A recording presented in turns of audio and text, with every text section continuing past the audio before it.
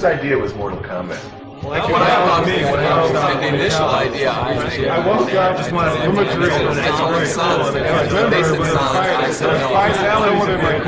to My name is David Mikic, and I'm a graphic artist. My name's Dan Ford, and I do sounds and music. And tell people. My name is Ed Boone. I'm co-designer and programmer. My name's Tony Goski, and I do backgrounds and special effects. John Vogel, backgrounds and special effects. John Tobias, and co-designer and lead artist. Steve Baran, and I'm a video artist. Our motto in Williams is always that reality is boring. Nobody wants to pay for reality. We take everything beyond reality to the point where it's, the only way to do this is through our video game. It's the perfect blending of everything. I mean, the game is fun to play. It's got good graphics, and it's got a decent backstory to it. It's easy to come up with the ideas, anybody can come up with ideas for games and stuff, but it's to actually convert something from an idea in your head into reality, into something that is a sellable product. That's where the challenge is. This is sort of the very first concept of the story. This guy here eventually became Shang Tsung. The mystique and all that whole feeling of it was really, the foundation of that was really what John Tobias kind of envisioned. One thing Mortal Kombat does for all of us is it puts you in a mood or puts you in a setting where you're sort of able to create things that are surreal. Mortal Kombat 1 took place more, on an earthly environment, in an Asian type of setting. In part 2, we knew that we were going to send our characters to sort of a different world, and so the door was completely open for us to kind of interpret that in any way we wanted. Mortal Kombat 3 has so much hidden stuff, it's just endless, just the amount of stuff that we packed in there. Okay, come here. I don't know if I should be telling you this, but I'm going to show you a move, okay? Listen. You can go back, forward, back, and then down, and then push the run button. And if you do that really fast, I'll be your friend forever. The button and joystick combinations were the expected. Everybody would start looking for them immediately, and that's when I believe Ed came up with this whole sort of combination lock system. There's 6 little boxes, 3 of which are controlled by player 1, 3 of which are controlled by player 2. Try different combinations of those 6. There's a million possible combinations to see what can be unlocked in the game. And then there's John Vogel. He did backgrounds for part 1. He did some stop motion animation stuff for part 2, and he did some backgrounds in part 3. He worked on backgrounds along with Tony Goski. Tony's probably one of the most respected artists in this department. He's probably, probably one of the best artists in any industry.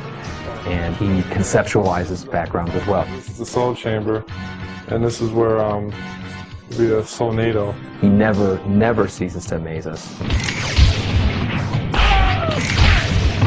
Steve Baran worked on Mortal Kombat 3. That was the first one he worked on, and he did the character graphics with John Tobias. I like doing stuff that's actually kind of shocking. Not so much violent or anything, but just stuff that gets a reaction. Dave Mikic, he's like our resident 3D expert. He kind of got everybody up to speed on doing 3D stuff, and he can crank out anything using a 3D program faster than anybody in the world. It's important for Mortal Kombat fame. Dan shows you cool stuff every couple of days. He just comes in and you go, great, this is awesome. And he's a lot like Ed, where I just have this confidence that he's going to go away and come back with something spectacular. That's the Johnny Cage Nut Crunch, I believe. Didn't someone make a candy bar, Johnny Cage Nut Crunch bar? John Tobias and some of the other guys from the Mortal Kombat team happened to just come up to me and, kind of poke on my arm and say, do you want to do a character? And I said, oh no, can I do a character? And he said, yeah, I'd love to have it. People don't realize that there's a lot of work done in the actual characters and their costume. I've never asked John for a character that looks like something. He shows me something that says, what do you think of that? And I go, that's great. See, the inspiration, I think, for a lot of the characters come from all over the place. I mean, They come from movies I've seen when I was a kid. They come from books I've read. I mean, everybody gets inspiration from somewhere. I started out with NBA Jam as a cheerleader, and then I went to Revolution X as Mr. Sahelga, and they asked me to do Mortal Kombat. They needed a new Sonya. I said, sure, I'd love to do it. Pizza man. When I was a character here, that sort of like funded me going to school because I wanted to be an artist like all my life. As with all the Mortal Kombat games, the characters are definitely the most interesting of any fighting game. Hey, get out of here, man. It's supposed to be Between Sector and Raiden, who would win? Sector's got it. Raiden would win. Sector's got it in the bag. Raiden would Don't win. even try to. That's it. Oh my God, it's back. It's Sector. Sector gets on. No, get your head out. Don't even We're try gonna to settle this outside, man. Come on. You're good for it now, buddy. Come on, pal. Come on. Well, let's see, a character would probably first start with me sitting down staring at a blank wall for a little while, and then after a while something will hit me and I'll just start sketching around different ideas.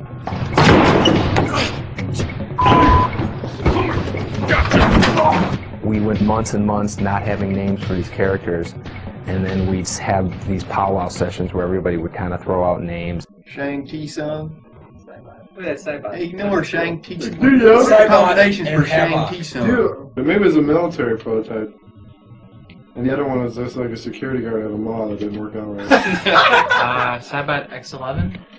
There goes XLS. See, anything with X is cool. I like XLS. There it goes. Saibot. That's the bias backwards. Yeah, no, but I think it sounds cool. That does sound cool. Everybody says Saibot. That could be a good name for the robot. Saibot. You're gonna have Mayo as the secret character. No Saibot. Oh man. Why? DEFCON is overused. Where? Everywhere. No. I've heard that so many times. Yeah, every time you watch War Games. Yeah, well, you know what's gonna happen? We're gonna come up with all the names. We're all gonna like them, and Ed's gonna hate every one of them. 95% of them, somebody would say a name, and then there'd be one of us, of the 5 or 6 of us, who would just, have a heart attack just because they hated it so much. And then we're like, okay, I guess that's a no.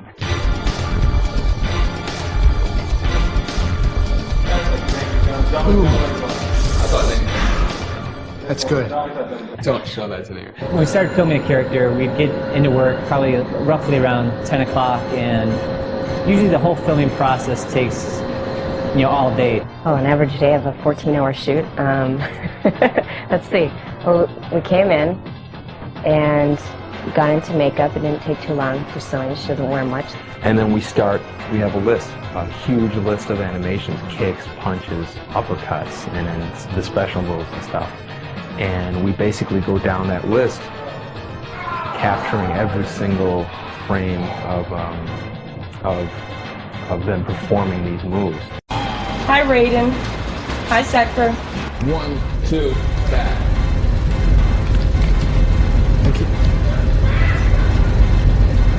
Yeah, that's good. Let's try that one. You have to do each move 8 ways. As you see, a joystick goes 8 different ways. So if I was to do a front kick, I'd have to do it frontwards, backwards, sideways, and diagonal 4 different ways. This is why we have the tape on the floor, just to keep them facing the right direction.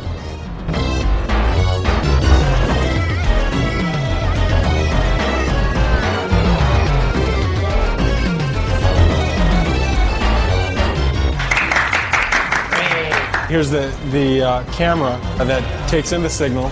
We run signals into our beta cam recorder, and we also run a signal here into our PC. And then on our PC here, we have one of our boards connected to that. And also, this is where we do the actual grabbing of frames to be digitized.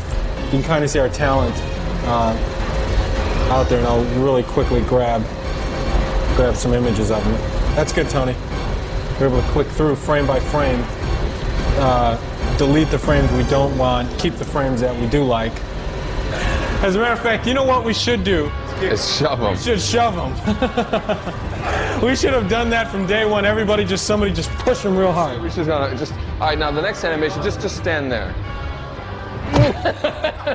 Push up.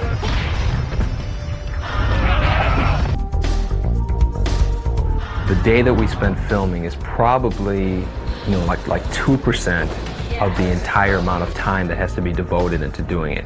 Once we get the digitized image, it's a lot like painting. And right now we're going through a process where we sort of filter the images through. We'll grab the image and Steve Baran will start and do some Photoshop on the guy, and then we'll hand him over to Tony, who does some touch-up. And then it gets passed over to me, and then I do some of this more detailed touch-up, and then I give it back to Steve, and he kind of separates the different colors and creates the different palettes, and then we give it back to Tony, and he does the final touch-up and stuff and gets it ready for the game.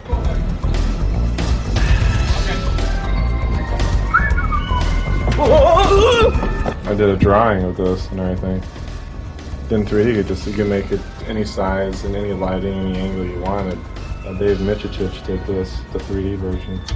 This is it's just ornamental, it's just like kind of a really neat background thing. But I was telling Ed about the story, like it's a soul cage.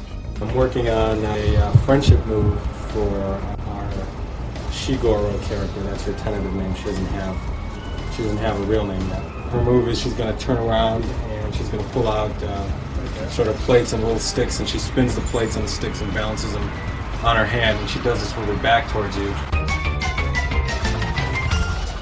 Shiva wins. Friendship. This is Shang Tsung morphing into the robot ninja, who we call Ketchup right now, because right now there's a red guy and there's a yellow guy, so we call them Ketchup and Mustard. But they will have real names later on. And then you know what? And then we can give them numbers, so it'll be poop on you too, Right.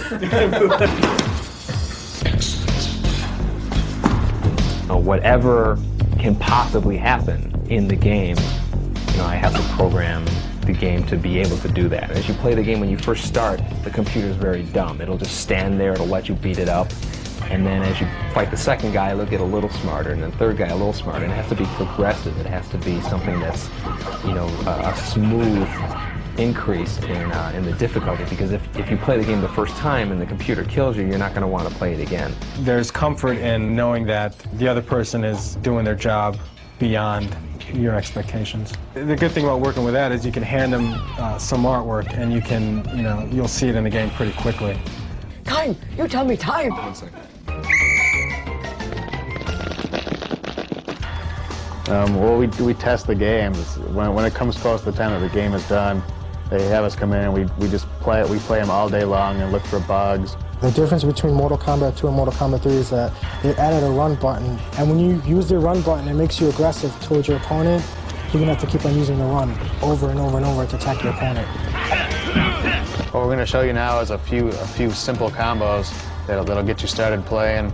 A lot of characters have a simple combo with kicks, which usually involves three presses of the same button.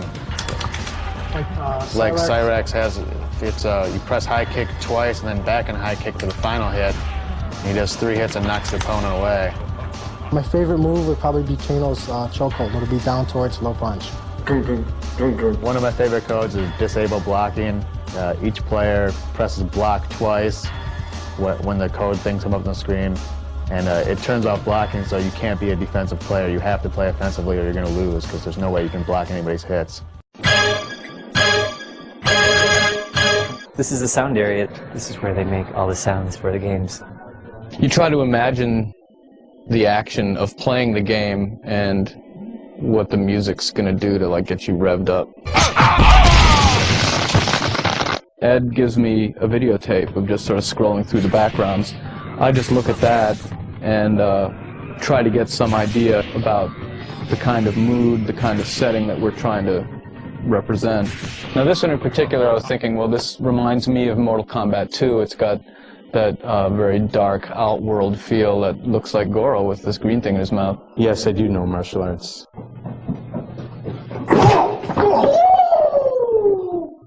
Kung Fu. I try to get a rhythm going and then fill it out with harmony. It evolved from your toast. That's Ed Boon, pitched down a few semitones. So, I mean, in the movie, he's Scorpion. You'll see in the credits, Ed Boon, voice of Scorpion. Feel the power of Shao Kahn. You know, Shao Kahn was played by Steve Ritchie, who is the king, as we all know him.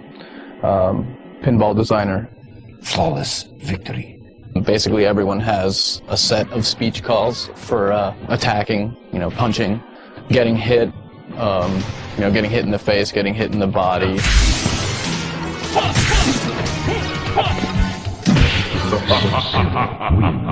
We do the arcade version, which is the original one, and then after that's one's been out for about a year or so, and then they start converting it into the home platforms, that's where you get the Sega Genesis, the Super Nintendo, the PlayStation, and all that. Well, the Chicago guys send us the assembly source code, and then we go line by line and convert it into C. They also drop shipped us all the original artwork that they did, all the finished artwork that went into the game and their file formats, and then it's up to us to rip it out and figure out what file format would be best to use on our PlayStation and convert it down and make it work. We have one piece of hardware that has a particular size of RAM and a CD-ROM, which is in the machine. And so what you have to do is you have to decide what chunks of sound data have to come off of the CD-ROM into the RAM of the machine and at one point in the game. The quality on the PSX is better. It's stereo 44.1 sound, just like you'll buy in any music store, CD shop. It's the same stuff. One of the most amazing things I think we found in the game that we couldn't believe was the fact that Shiva was a stop-motion puppet. When we were originally just looking at the artwork, we were just saying there's no way. I mean, we see like muscles rippling, it looks like her face is changing, it just looked too real. One of the codes, if you, on the briefcase screen, if you push the third symbol down 1, you'll get a new exclusive PSX code. Don't think we're going to tell you what it is. We'll just let Find out on your own. Who's the best? Who's the best? Who's the best? Man, who's the best, man? You're the best, man. No, man. You're the best, man. Ray's the best. Ray's the coolest. The Ray disappears and he's like flying. He's gonna teleport. It's all an illusion. It's all an illusion.